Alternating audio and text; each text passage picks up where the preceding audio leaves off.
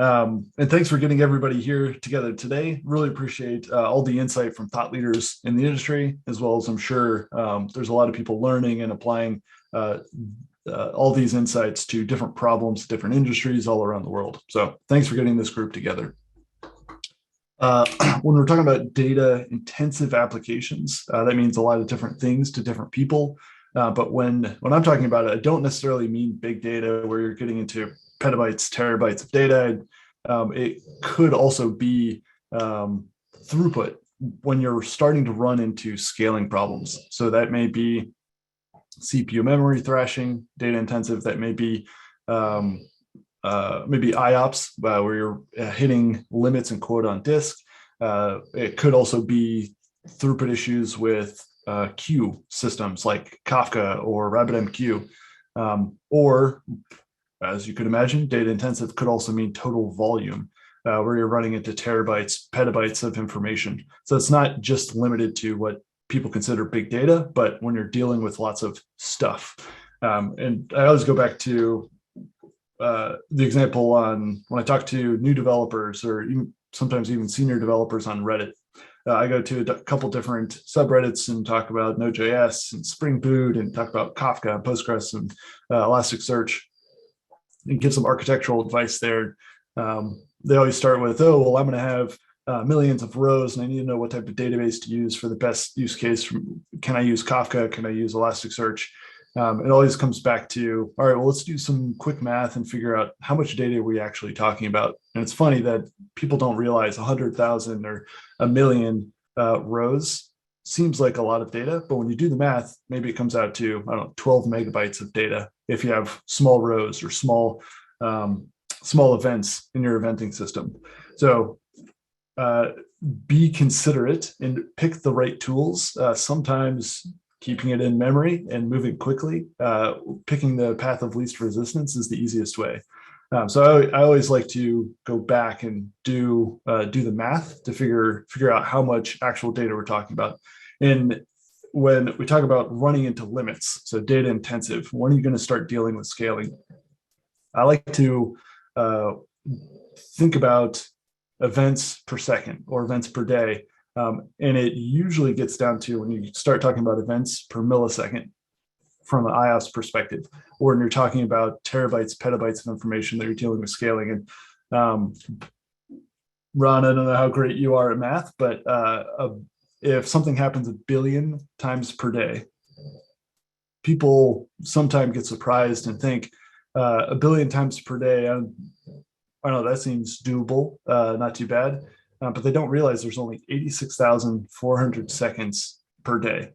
So when you start doing the math, that becomes 10,000 or about 10,000 events per second. It's actually about 12,500. So when you hear companies like Uber talking about hundreds of billions of events per day, you start realizing, oh, that is a million per second.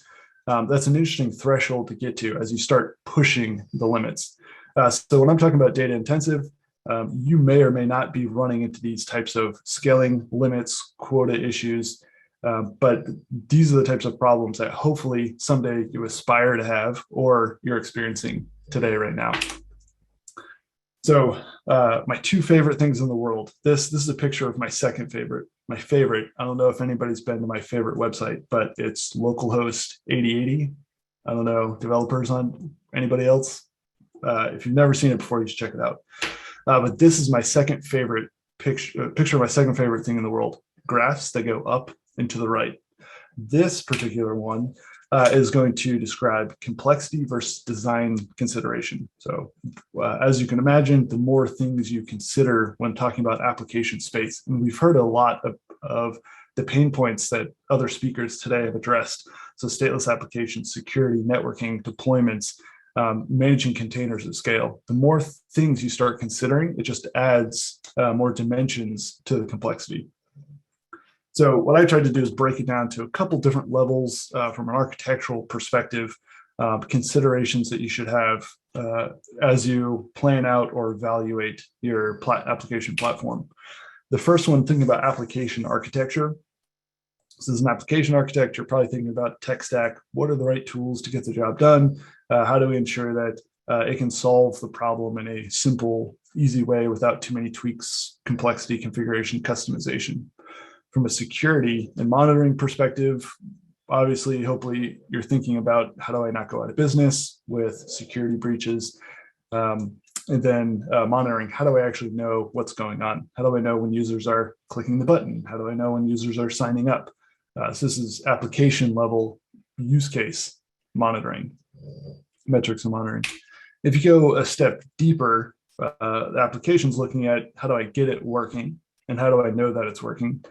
Now the platform architecture looks at how do I actually start running it? How do I deploy it up into the cloud? So you start talking about what cloud or clouds do I want to deploy to? What CI/CD pipeline? Is it actually continuous? Is it nightly releases? Is it quarterly, depending on how legacy your system is? Hopefully I didn't push anyone's buttons there. And then you start talking about a different level of security. So as I'm deploying it, Suze talked about how do you do scanning on your containers to ensure that you're deploying secure applications and you're not introducing vulnerabilities to your end users or any of your customers' data.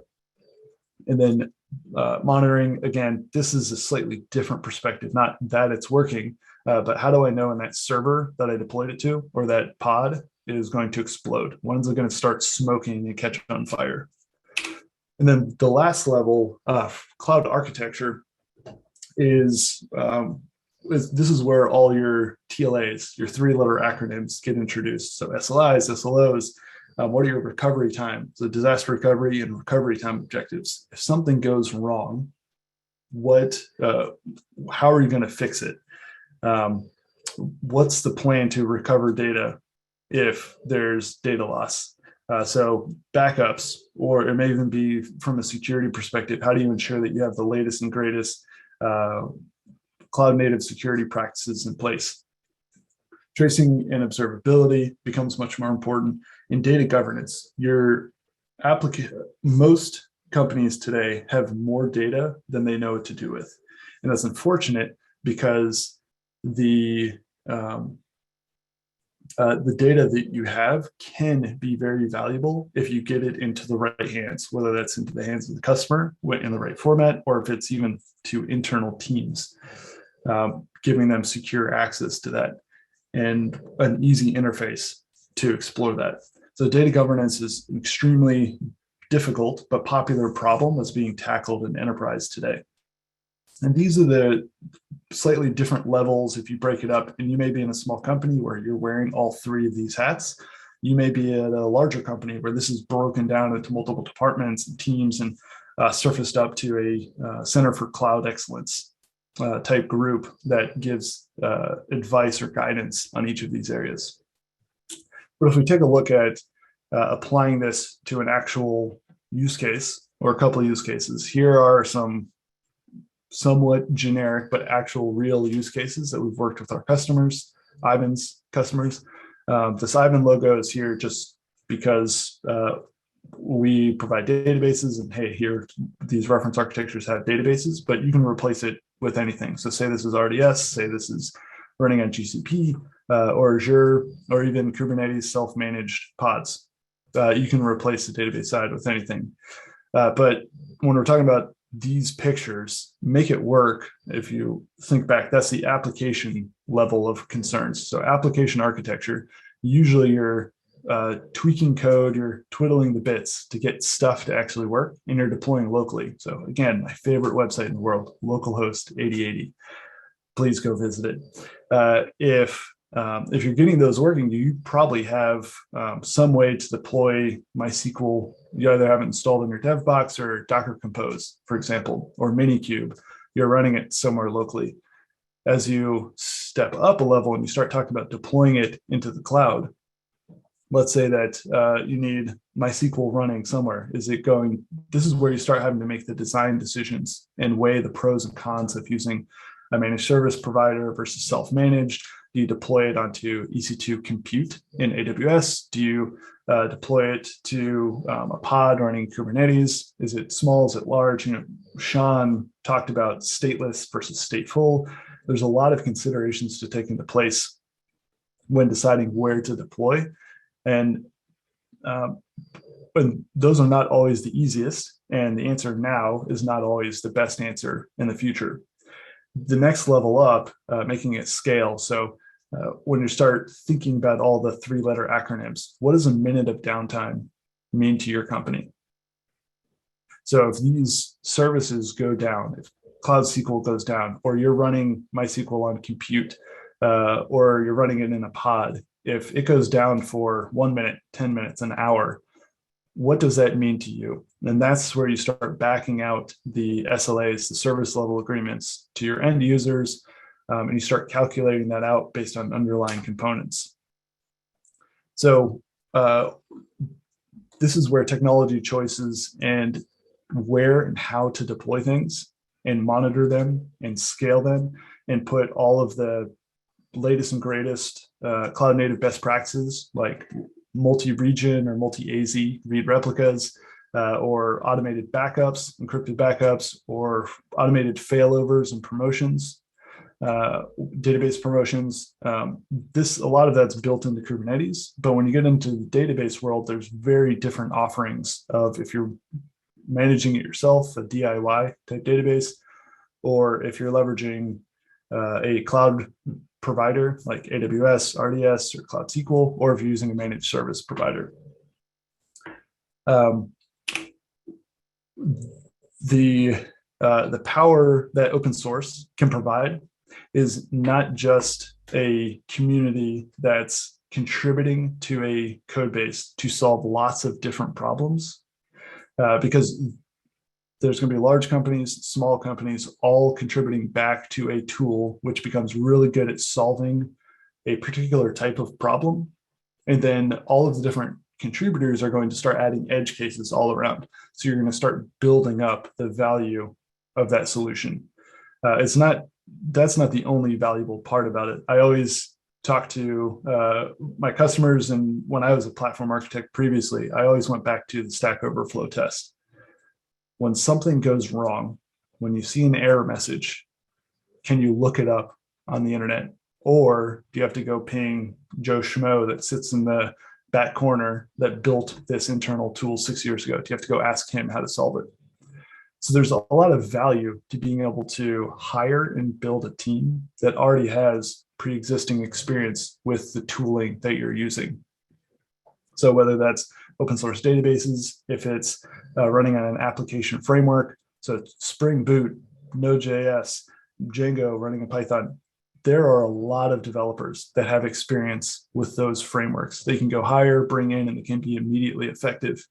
You're not having to train them up for a long time. Similar with Kafka, Postgres, Redis. Anytime that you think it's a good idea to build an abstraction layer on top of your data layer, to simplify streaming, just remember that whenever you have errors there, you're not going to be able to directly search those errors. You're going to slow down your engineering team. So this is where you can build on the shoulder of giants to leverage the tools that the rest of the industry is using. They're battle tested in production, but you can also hire. You have access to a greater variety of engineers and developers that have experience with those tools.